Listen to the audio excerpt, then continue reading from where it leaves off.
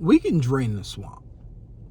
And, Trump and them said they was going to drain the swamp, but we all know that's just not going to happen because they're all complicit into whatever is going on. But if you really think about it, all it takes is the people to actually drain the swamp.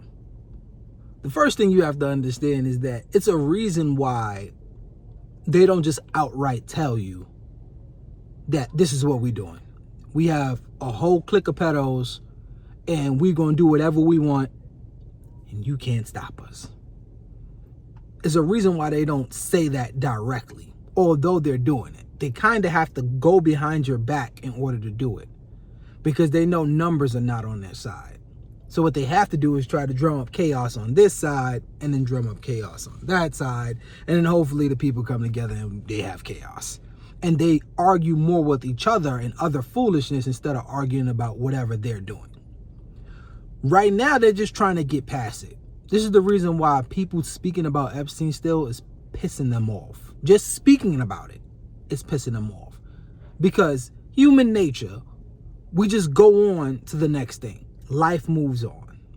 If Candace Owens wasn't still talking about Charlie Kirk, and that wasn't getting so much traction, and then that reaches out to Baron Coleman and Wolves and Finance and other people that's pinpointing TPUSA, then everybody would have forgot about that until Tyler Robinson's court date.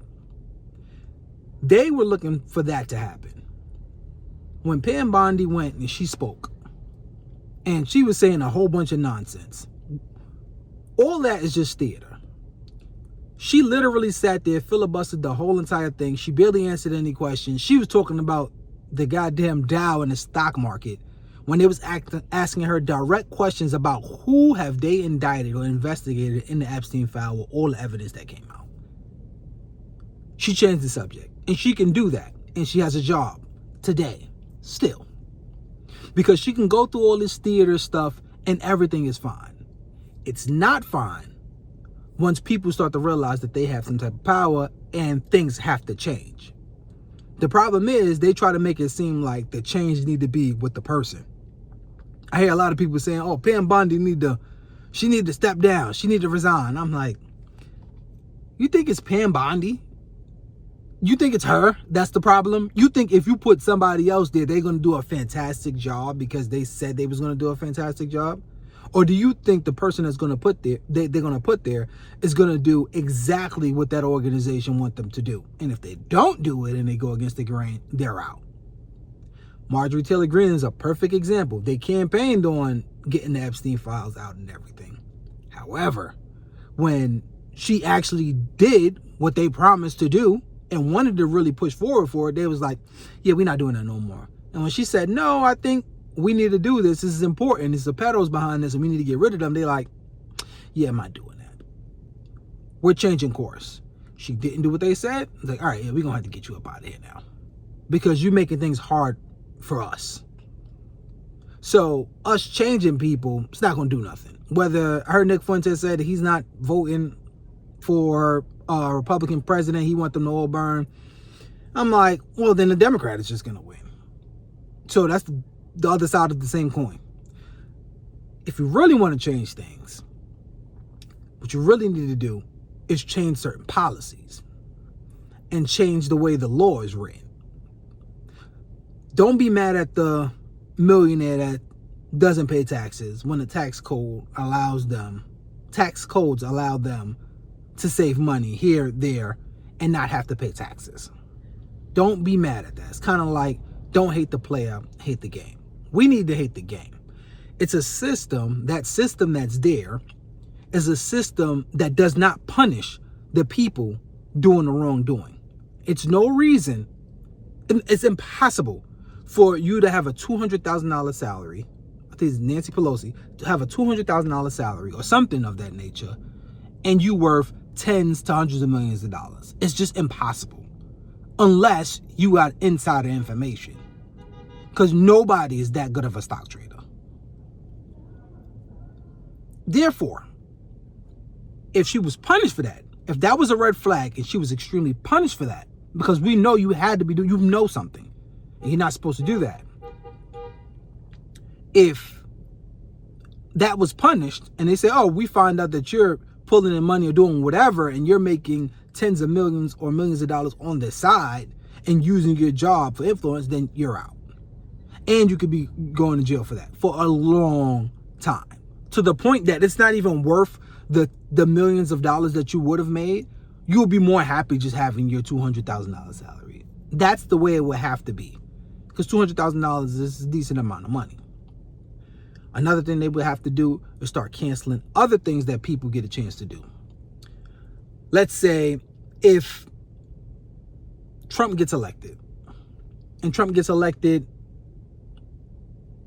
he can't get elected by people that lobby for him.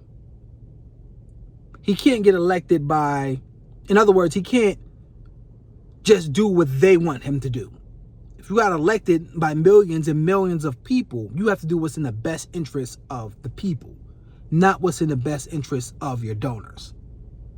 So if you cut lobbying out and say it's just the people, it's what the people say, what the people vote for, and if you don't do what the people want, then you're out of here.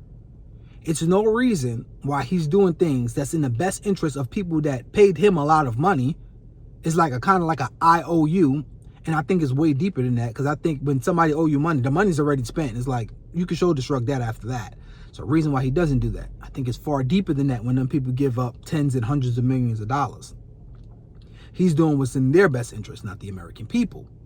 So if you remove lobbying, just like when it comes to the other people that always accept money from all these food companies or whatever it is, and now allow these food companies to do whatever they feel like doing, or just ignoring what they do because they slid you some money.